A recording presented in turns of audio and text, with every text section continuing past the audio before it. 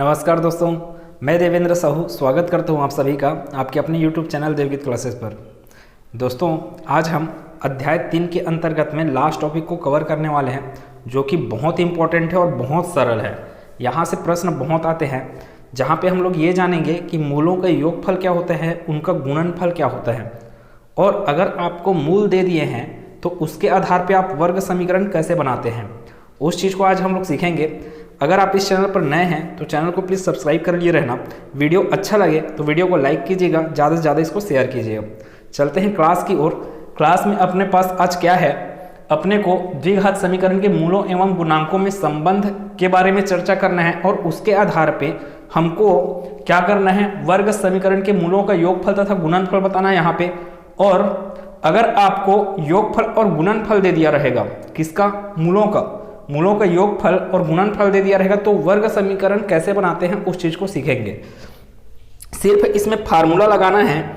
अब यहाँ पे जो फार्मूला आता है उसको मैं बहुपद चैप्टर में बताया कि वो कैसे आता है वो फार्मूला, ठीक। तो हम लोग क्या करेंगे, इस क्लास में डायरेक्ट फार्मूला से हम लोग क्या करेंगे, अभी इसको सॉल्व करेंगे और देखते हैं कि ये कैसे कैसे सॉल्व होने वाला है। तो पहला प्रश्न अपने पास क्या है, पहला प्रश्न के अंतर्गत 2 प्रश्न हैं, दूसरे प्रश्न के अंतर्गत भी 2 प्रश्न हैं, तीसरे प्रश्न के अंतर्गत 3 प्रश्न लिया हूं मैं। निम्न वर्ग समीकरण के मूलों का योगफल तथा गुणनफल ज्ञात कीजिए। तो अगर मान लो एक मूल क्या है, अल्फा है, एक मूल क्या है अपने पास, बीटा है, तो उनका जोड़ मतलब कि योगफल क्या होता है, -b/a। b क्या है, a क्या है, ये आप अच्छे से जानते हो कि ax² + bx + c = 0। जो वर्ग समीकरण का जो फार्मूला होता है, वर्ग समीकरण का जो रूप होता है, उसमें वो b और a का मान होता है, ठीक है। यहाँ पे b का मान क्या दिख रहा है, 7 दिख रहा है, a का मान क्या दिख रहा है, 3 दिख रहा है, उसके सामने क्या लगाना है, माइनस। इस चीज को अच्छे से ध्यान रखिएगा कि यहाँ पर आता है -b/a, जबकि गुणनफल करते हैं, गुणनफल मतलब कि अल्फा इंटू बीटा, यही तो गुणनफल है। अल्फा बीटा इक्वल टू क्या होता है, c/a। c/a में प्लस नहीं, मतलब माइनस नहीं आता, इसमें b/a में माइनस आता है। इस चीज को ध्यान रखेंगे। आप गलती कहाँ पे करते हो, इस माइनस को यहाँ पे लगा देते हो, फिर आंसर तो गलत आएगा और एक नंबर भी नहीं मिलने वाला। फिर आप सॉल्व ही सही से नहीं किए हो तो नंबर मिलेगा भी नहीं, ठीक। अब ये तो हुआ आपका अल्फा प्लस बीटा और अल्फा इंटू बीटा, मतलब मूलों का गुणनफल और ये मूलों का योगफल के लिए। तो वर्ग समीकरण बनाना है, तो अपने पास क्या होता है, वर्ग समीकरण x² माइनस किसका, मूलों का योगफल, माइनस मूलों का योगफल मतलब कि माइनस अल्फा प्लस बीटा, ठीक है। अल्फा प्लस बीटा प्लस क्या है, मूलों का गुणनफल मतलब alpha into beta equal to क्या होगा आपके पास, 0। यहाँ पे x आएगा, है ना, x² minus alpha plus beta into x plus alpha into beta, ठीक है। तो फिलहाल पहले प्रश्न के सॉल्यूशन के लिए हमको इस फार्मूले की जरूरत है। इसका जरूरत हमको सेकंड और थर्ड प्रश्न में चलने पर, सेकंड और थर्ड प्रश्न में मिलेगा, इसका जरूरत पड़ेगा यहाँ पर, ठीक है। तो पहले प्रश्न का हम लोग दोनों सॉल्यूशन देखते हैं और इसको सॉल्व कैसे करना है, कैसे कैसे लिखना है, उस चीज को सीखते हैं। तो पहले प्रश्न का हल, पहला आपको जो दिया है उसके बारे में बताइए पहले, कि दिया गया समीकरण क्या है, दिया गया समीकरण है, क्या दिया है अपने को दिया है 3x² + 3x² + 7x + 1 = 0। अब मेरे को अल्फा प्लस बीटा चाहिए, मतलब मूलों का योगफल, तब मेरे को क्या चाहिए, b और a का मान। b और a का मान किससे मिलता है, इसकी तुलना वर्ग समीकरण, मानक वर्ग समीकरण से करना है। तब इस समीकरण की तुलना मानक वर्ग समीकरण से करने पर, मानक वर्ग समीकरण से करने पर मानक वर्ग समीकरण से इस समीकरण की तुलना करेंगे। मानक वर्ग समीकरण क्या होता है? मानक वर्ग समीकरण a x² plus bx plus c equal to 0 से करने पर क्या मिलने वाला है? a की जगह में क्या है? 3 है। a इक्वल टू, इसलिए a इक्वल टू क्या मिल जाएगा? 3, b इक्वल टू क्या मिल जाएगा? 7 और c इक्वल टू मिल गया अपने को 1। अब आपको क्या चाहिए था? प्रश्न में बोला क्या है? मूलों का योगफल पूछा है, इसलिए अतः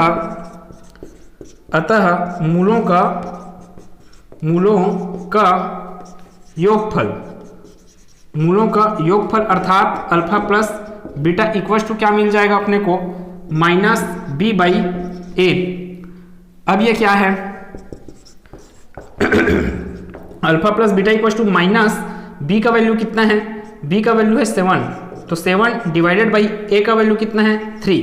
तो यही क्या हो गया अपना उत्तर। इस प्रश्न के लिए मूलों का योगफल कितना आएगा? -7/3। अब क्या चीज के बारे में देखते हैं? तथा मूलों का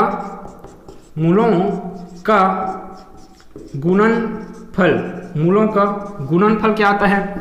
alpha into beta equal to क्या जानते हैं हम लोग? C by a. आगे ये क्या होगा? Alpha beta equal to c का वैल्यू कितना है? 1 है, डिवाइडेड बाई ए का वैल्यू कितना है? 3 है। तो देख रहे हैं बहुत सरल था ये चीज कि मूलों का योगफल कितना है? -7/3 और मूलों का गुणनफल कितना है अपने पास? 1/3।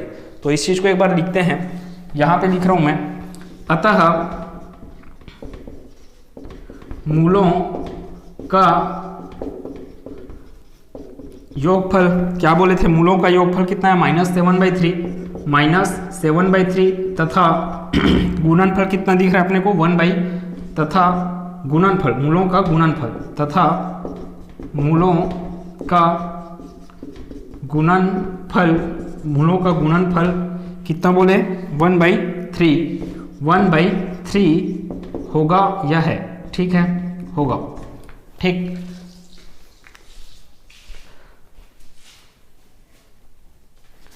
देखिए कुछ भी नहीं था, alpha plus beta equal to minus B by A में मान रखे।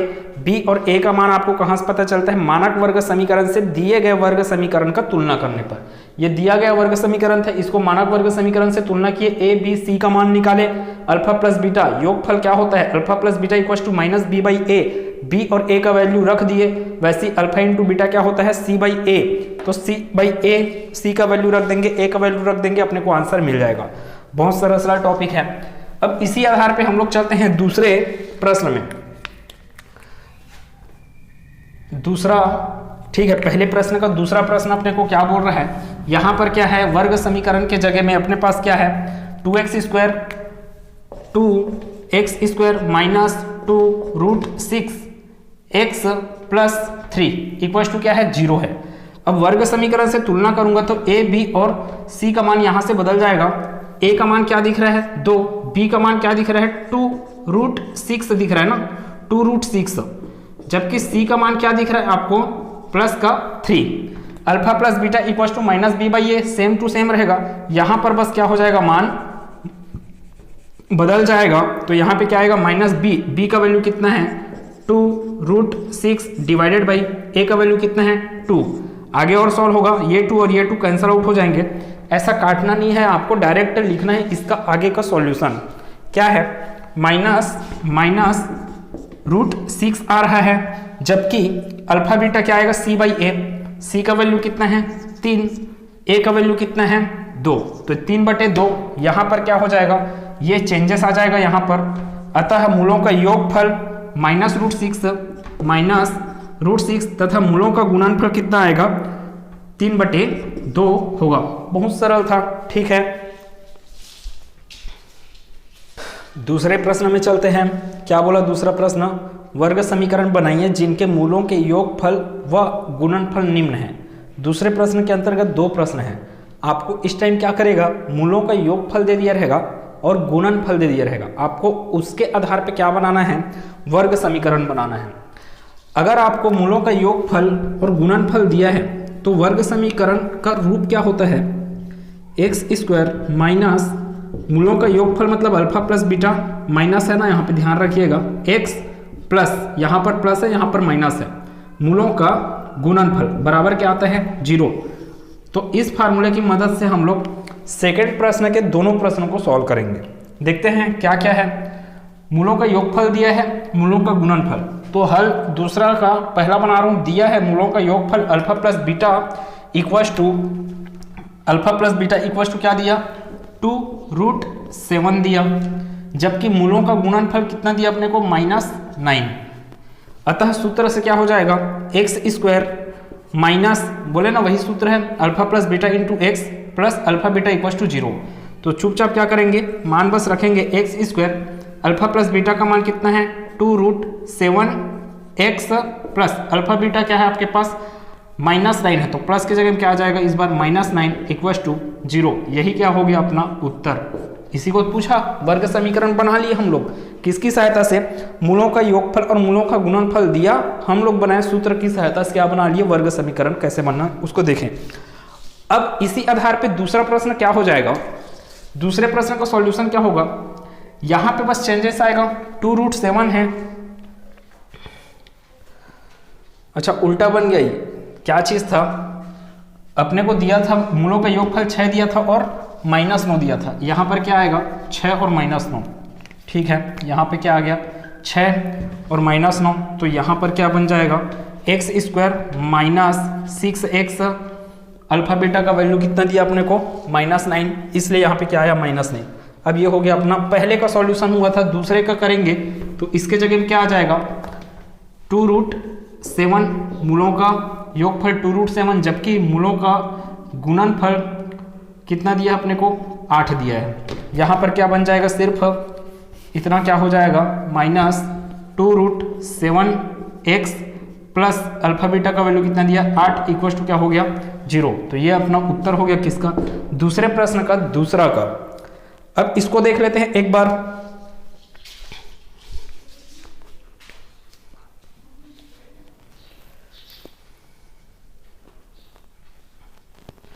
तीसरे प्रश्न में भी कुछ नहीं है। तीसरा प्रश्न कैसे सॉल्व होगा, हल तीसरा का पहला दिया क्या चीज है उसको लिखते हैं। अपने को इस टाइम पे मूलों का योगफल नहीं दिया है, अपने को दिया है मूल, पहला मूल और दूसरा मूल। तो पहला मूल क्या है, मूल अल्फा इक्वस टू क्या आ जाएगा, यहाँ पर मूल अल्फा इक्वस टू क्या है -5। इस प्रश्न को सॉल्व कर रहा हूँ -5 और -11 वाला। दूसरा मूल क्या है, दूसरा मूल है तथा मूल कौन सा मूल बीटा इक्वस टू कितना है -11। सूत्र तो वही लगना है x² minus alpha plus beta into x plus alpha beta equals to 0। तो यहां से फिर ये आगे क्या होगा x² minus alpha plus beta, alpha का वैल्यू कितना है -5 प्लस बीटा का वैल्यू कितना है -11। तो ये प्लस क्या बन जाएगा -11 plus -11 into x plus alpha का वैल्यू कितना बोले -5, वैसे बीटा का वैल्यू कितना है -11 इक्वस टू 0। आगे सॉल्व करेंगे, ये क्या बन जाएगा x² माइनस -5 - 11 कितना बन जाएगा -16, इधर x प्लस -5 इंटू -11 है, तो ये क्या बन जाएगा 11 पंचे 55 और माइनस गुना होंगे तो प्लस बन जाएंगे। तो सिर्फ क्या आएगा यहाँ पर 55 आएगा किसमें प्लस में, जबकि ये माइनस और ये माइनस क्या हो जाएंगे प्लस। तो x² plus 16x plus 55 equal to क्या मिल गया 0। ये अपना उत्तर हो गया। अब कुछ नहीं करना है, सिर्फ दूसरे तीसरे प्रश्न में क्या है डाटा चेंजेस है। तो अल्फा का मान कितना दिया है, अल्फा का मान दूसरा प्रश्न बना रहा हूं 4/5 वाला। अल्फा का मान 4/5, इसका मान कितना हो जाएगा -3/5। तो यहाँ पे क्या आ जाएगा minus alpha plus beta, alpha का वैल्यू क्या है 4/5 प्लस बीटा का मान माइनस दिया है, तो क्या आ जाएगा यहाँ पे -3/5। ठीक है, 4/5 -3/5 x। इधर क्या आएगा गुना के रूप में चलना है, तो गुना के रूप में जाएंगे तो यहाँ पर क्या आ जाएगा अपने पास अल्फा इंटू बीटा करना है 4/5 गुना -3/5। ठीक है, इधर सॉल्व करते हैं और आगे इसको। तो ये क्या होगा x² माइनस 4 - 3/5 होगा, ये 4 - 3/5 क्योंकि एलसीएम क्या है, सेम है, मतलब हर क्या है, सेम है, एलसीएम भी क्या आएगा, 5 ही आएगा। x प्लस 4/5 गुना -3/5, अब गुना के रूप में, इसलिए ये माइनस इधर बाहर निकलेगा तो इस प्लस को क्या बना देगा, -4/5 3/5, 4 दिया 12, 5 का गुना 5 से 5 पंचे 25। देखिए प्रैक्टिस जब नहीं करते हो आप तब क्या गलती होता है, आप 5 का गुना 5 से किए बिना आप क्या निकाल देते हो, एलसीएम निकाल देते हो। यहाँ पर गुना करना है ना, तो 5 पंचे 25 हुआ, इसलिए ये क्या आ गया 12/25 बराबर क्या चल रहा है 0। इधर क्या आएगा x² माइनस 4 - 3 कितना हो गया 1 बटे ये क्या आ गया 5x माइनस 12/25 बराबर क्या आ गया 0। ये अपना उत्तर है।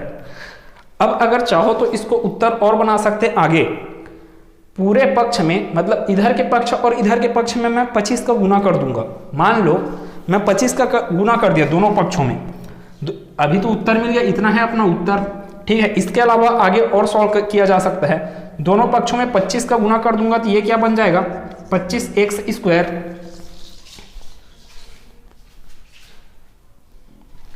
25x² माइनस यहाँ पर क्या बोले 25x² बोलो इसको, यहाँ पे 25 का गुना करूंगा तो 25/5 हो जाएगा, ये 25/5 मतलब कि 5x, फिर यहाँ पे 25 का गुना करूंगा तो 25 गुना 12/25 और 25 और 25 क्या हो जाएंगे कैंसर आउट, मतलब कट जाएंगे, तो यहाँ पे सिर्फ बचेगा 12। तो ये भी क्या है अपना एक उत्तर है। अगर इसको आगे सॉल्व करेंगे दोनों पक्षों में 25 का गुना करेंगे तब की बात है, ठीक है। इधर तो किसका गुना करेंगे 0 के साथ 25 का गुना करेंगे तो 0 ही आना है, ठीक। तो अपना ये भी उत्तर है एक ठोक, या तो फिर इसको ही उत्तर मान सकते हैं। अब इसी आधार पे आप तीसरे प्रश्न को सॉल्व कीजिएगा, 6 + √5 और 6 - √5। देखिए मैं क्या करता हूँ, कोई भी टॉपिक में, जो टॉपिक में पढ़ा रहा हूँ हर प्रश्न को नहीं समझाता, मैं समझाता हूँ 2 से 3 प्रश्न को। हर प्रश्न को अगर मैं समझा दिया तो आप प्रैक्टिस नहीं करोगे, और आप प्रैक्टिस नहीं करोगे तो फिर आपका नंबर अच्छा नहीं आने वाला, क्योंकि प्रैक्टिस नहीं करोगे तो गणित स्ट्रांग होगा ही नहीं, तो नंबर आएगा भी नहीं। चाहे आप कितना भी वीडियो देख डालो, कितना भी वीडियो लेटे आप कितना भी वीडियो देखकर पढ़ लो, कोई मतलब नहीं है उसका जब तक आप अपना पेन कॉपी नहीं चलाएंगे, ठीक है। तो उम्मीद है कि सब चीज़ अच्छा से समझ में आया होगा। मस्त रहिए, अच्छे से तैयारी करते रहिए। मिलते हैं अगले क्लास में, जहाँ पे हम लोग एक नए चैप्टर की शुरुआत करेंगे, समांतर श्रेणी के बारे में जानेंगे अध्याय 4 में, ठीक है। धन्यवाद।